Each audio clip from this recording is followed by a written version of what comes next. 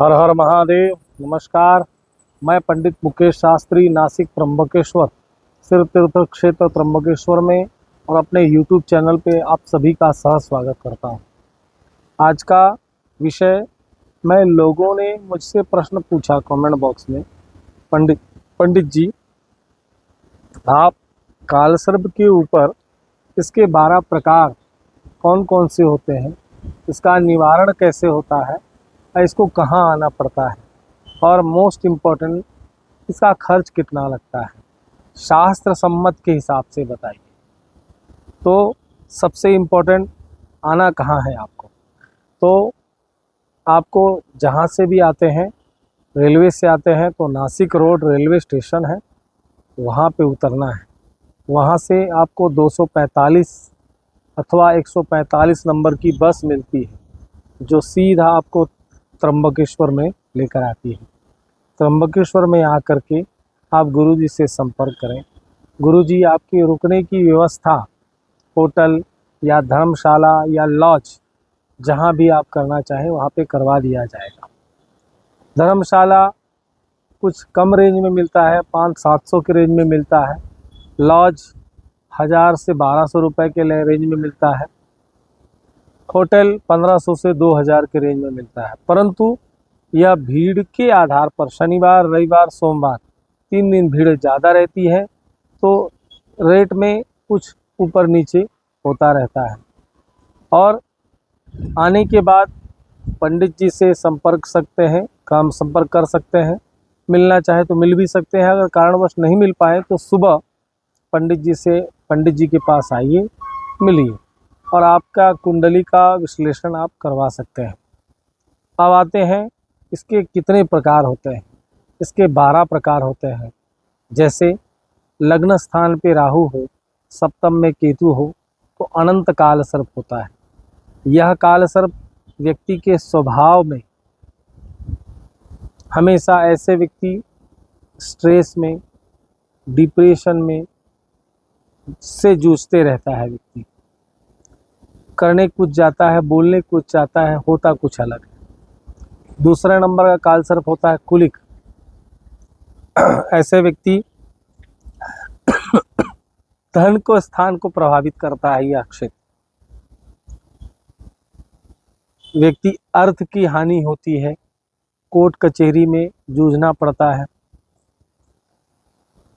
व्यक्ति के साथ चीट होते हैं, धन से आर्थिक परिस्थिति ठीक नहीं रहती है, कर्ज बाजार बढ़ते रहता है। तीसरा काल सर्प होता है वासुकी। वासुकी काल सर्प ये परिवार का स्थान है। परिवार को जितना आप इकट्ठा लेकर चलने की कोशिश करेंगे उतनी ही उसमें दरार आएगी, उतना ही उसमें आपसे मतभेद होगा, दूरी होगी। चौथा काल सर्प है शंखपाल। ये मातृ स्थान बोला गया है। काल सर्प यह जहाँ पे आपका ममत्व होगा, जहाँ पे आपकी इमोशंस होंगी, उस जगह पे ये मतभेद पैदा करेगा। पांचवा काल सर्प है पद्म। यह शिक्षा का स्थान और संतान का स्थान, सुख का स्थान माना गया है। अगर पंचम भाव में राहु हो और एकादश भाव में केतु हो तो ऐसे व्यक्ति को संतानहीन रहता है, यह संतान को लेकर चिंतित रहता है, यह संतान नहीं होती है, या फिर ऐसे व्यक्तियों को शिक्षा में प्रॉब्लम, शिक्षा में रुकावट, एजुकेशन करियर में रुकावट आती है। षष्ठम काल सर्प जो होता है वो पद्म काल सर्प होता है। महापद्म काल सर्प। महापद्म काल सर्प व्यक्ति की आयु, आरोग्यता की ओर प्रभाव डालता है। ऐसे व्यक्ति रोग से ग्रसित रहते हैं, निरोगी काया नहीं रहती है, कुछ न कुछ रोग सताते रहता है, व्यक्ति के प्रतिद्वंदी ज़्यादा रहते हैं। सप्तम काल सर्प ये तक्षक नामक काल सर्प है। ऐसा काल सर्प व्यक्ति के विवाह में या आपके पार्टनर हैं उसके वो प्रभावित करता है, रिलेशन खराब करेगा। अष्टम काल सर्प कर्कोटक नाम का है। कर्कोटक काल सर्प व्यक्ति के शत्रु स्थान बोला गया है। इसको हिंदी में या संस्कृत में रिपु स्थान बोला जाता है। रिपु स्थान होने के कारण आपके प्रतिद्वंदी ज़्यादा बढ़ेंगे, कॉम्पिटिटर ज़्यादा रहेंगे, शत्रुता आपसे निकालेंगे, आपका बुरा चाहने वाले लोगों की गणना ज़्यादा रहेगी। नवम स्थान कालसर्प यह शंखचूड़ नामक कालसर्प है। यह कालसर्प भाग्य के स्थान को प्रभावित करता है। व्यक्ति भाग्यहीन और कर्महीन दो होते हैं। कर्महीन जो काम नहीं करना चाहता है, भगवान भरोसे बैठता है। भाग्यहीन वह व्यक्ति है जो काम तो बहुत करता है, भाग्य से साथ नहीं मिलती है। ऐसे व्यक्ति नवम स्थान के कालसर्प से ग्रसित रहते हैं। 10वां स्थान जिसको घातक कालसर्प बोला जाता है, जो पिता का स्थान और कर्म का स्थान भी माना जाता है।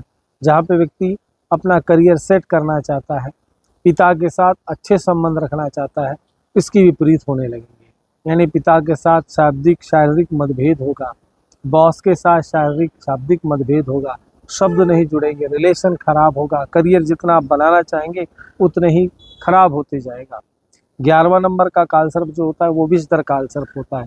ये व्यक्ति के जीवन में प्रॉपर्टी, संपदा, विरासत, इसको लेकर विवाद, अचानक चीजें आती हैं जीवन में, उस चीज को उथल पुथल करता है। 12वां कालसर्प व्यय स्थान है, जिसको शेषनाग बोला जाता है। यह कालसर्प व्यक्ति के जीवन में जितना आपने संजो कर कोई चीज रखी होगी, यह आपसे दूर करता है। और ऐसे 12 कालसर्प होते हैं। अब इसकी आते हैं क्रिया। क्रिया कैसे की जाती है? तो क्रिया में व्यक्ति सबसे पहले जिसके कारण लगता है और जिसको लगता है, दोनों की मौजूदगी होनी चाहिए। तो राहु के कारण कालसर्प दोष लगता है, तो राहु का केतु का जाप करिए आप, चाहे आप खुद कर लीजिए, नहीं होता है तब ब्राह्मण से करा लीजिए। बाकी करना वो कंपलसरी है।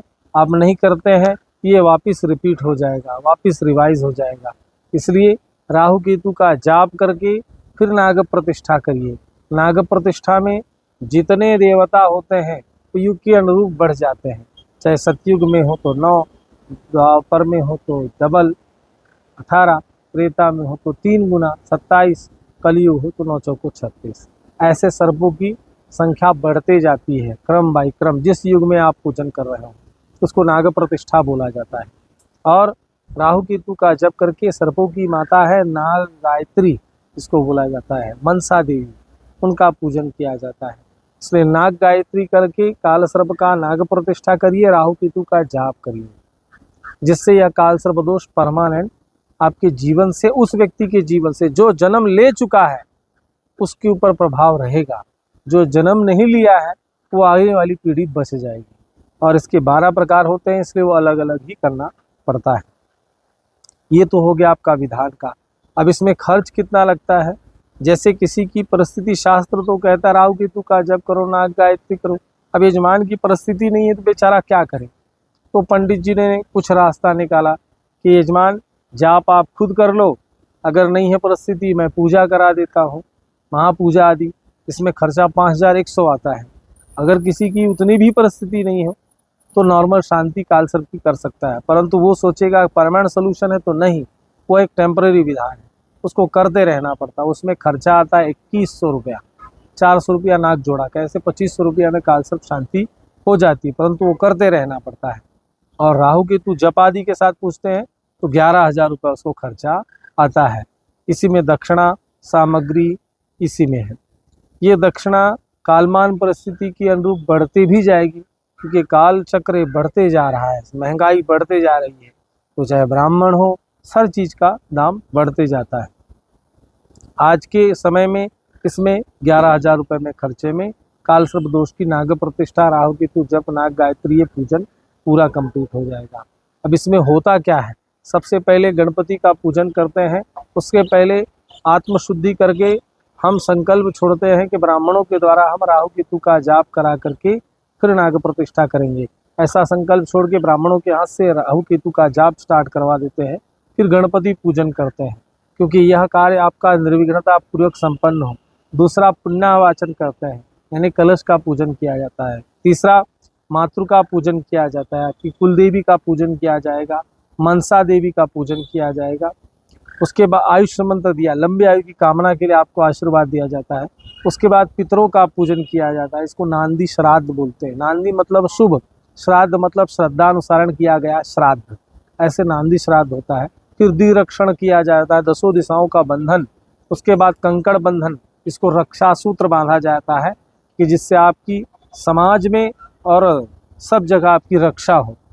वो होने के बाद अष्टभद्र स्थापन किया जाएगा, उसके बाद नवग्रहों का स्थापन किया जाएगा, उसके बाद महादेव का स्थान रुद्र पूजन किया जाएगा, उसके बाद नाग प्रतिष्ठा की जाएगी, उसके बाद होम हवन किया जाएगा। तो जिन देवताओं का जाप आदि किया उन देवताओं का हवन भी किया जाएगा। ऐसे काल सर्प दोष की सांगता पूर्णाहुति हो जाएगी, क्षेत्रपाल निकाला जाएगा और यह विसर्जन करने के लिए सर्प जोड़ा आपको दिया जाएगा। ऐसे क्रिया करने के लिए कम से कम 3 से 4 घंटे लगते हैं, तब जाके यह क्रिया पूरी होती है। और इसको सेपरेट ही विधान किया जाता है क्योंकि इसके 12 प्रकार होते हैं, इसलिए पूजन भी अलग किया जाता है।